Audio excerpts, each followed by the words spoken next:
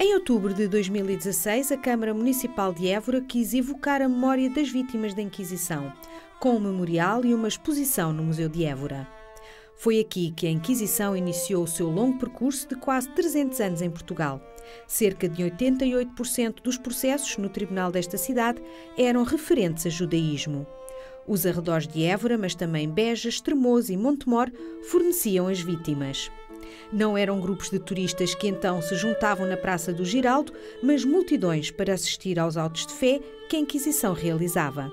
A praça chamava-se então Praça Grande, bem próxima da Rua da Moeda, onde se situara a judiaria. E as pessoas eram previamente informadas do que se ia passar por avisos espalhados pela cidade. Recordo-me, por exemplo, que a primeira pessoa a ser queimada na fogueira foi uma moça, salvo erro, 13 ou 14 anos, de Montemor o Novo, curiosamente, um concelho aqui ao lado, que estava numa fonte a colher água e na conversa com as outras raparigas, conversa supõe-se natural, questionou-se como é que, digamos, a Virgem, sendo virgem, podia ter dado à luz. E isso foi o suficiente para que fosse acusada e fosse queimada.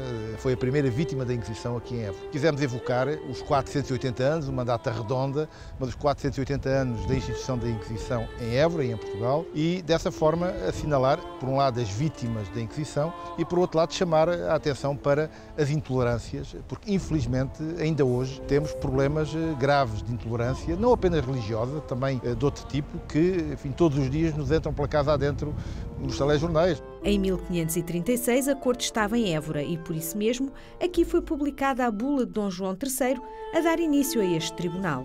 Das três cidades sede da Inquisição, Lisboa, Évora e Coimbra, Évora é sem dúvida a que ainda hoje guarda mais património edificado relativo ao Santo Ofício.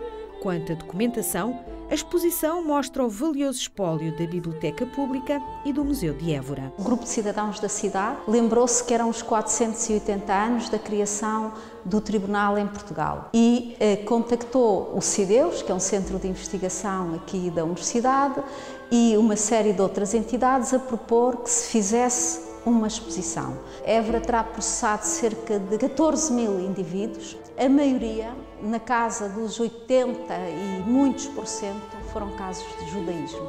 E em Coimbra aconteceu o mesmo. Este tribunal foi talvez o mais repressivo, o mais cruel no século XVII até 1674.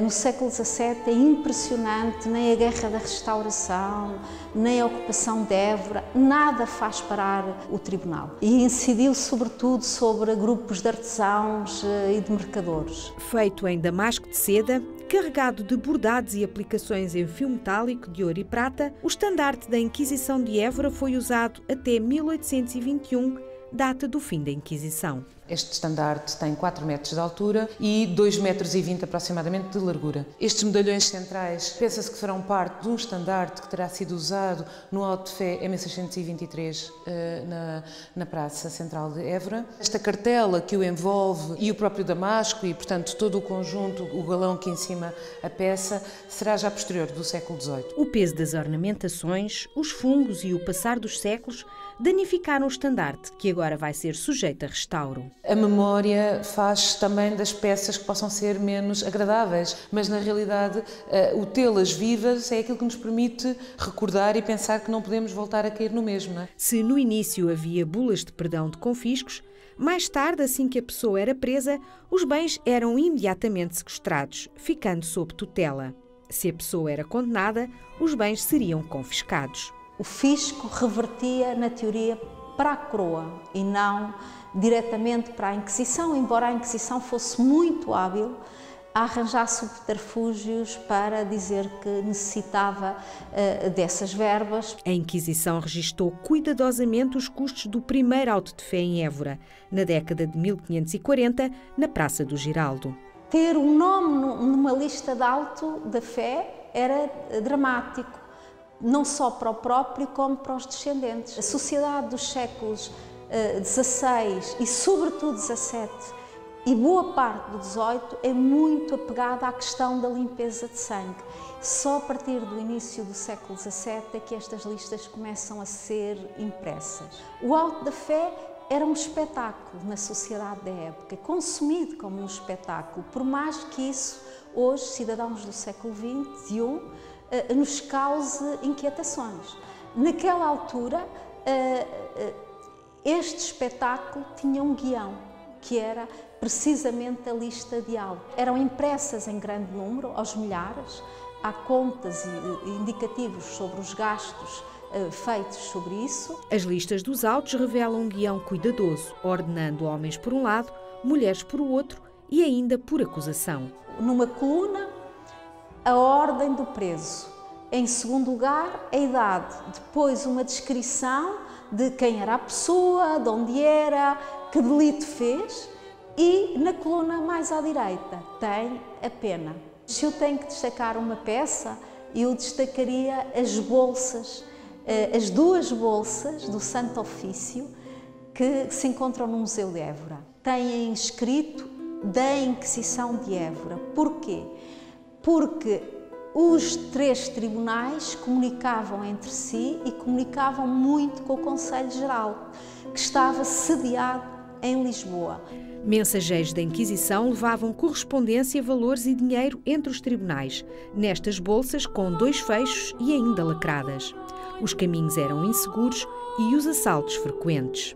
Em 1568, a Inquisição comprava este terreno que estava junto ao palácio e fez dele um espaço aberto que aparece registado em documentos da época como o Pátio da Limpeza dos Cárceres.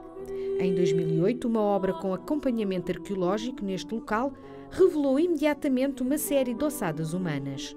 No entanto, não havia a menor indicação de que aqui tivesse existido algum cemitério e tudo indicava tratar-se de um espaço de lixeira. Surpreendeu-nos, no início da escavação, a posição caótica, absolutamente variável, dos 12 corpos que foram daqui exumados. Nada nestes corpos revela algum ritual ou tradição de enterramento.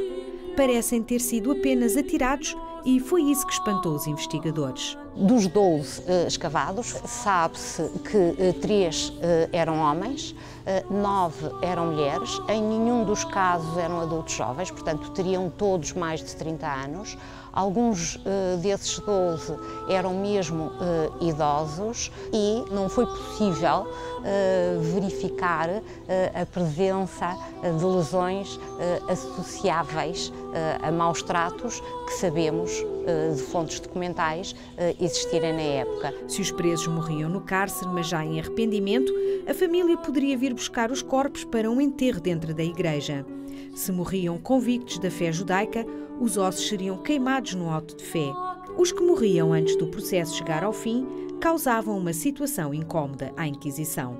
O estudo de mais ossadas e com novas técnicas poderá ajudar a desvendar o segredo destas mortes.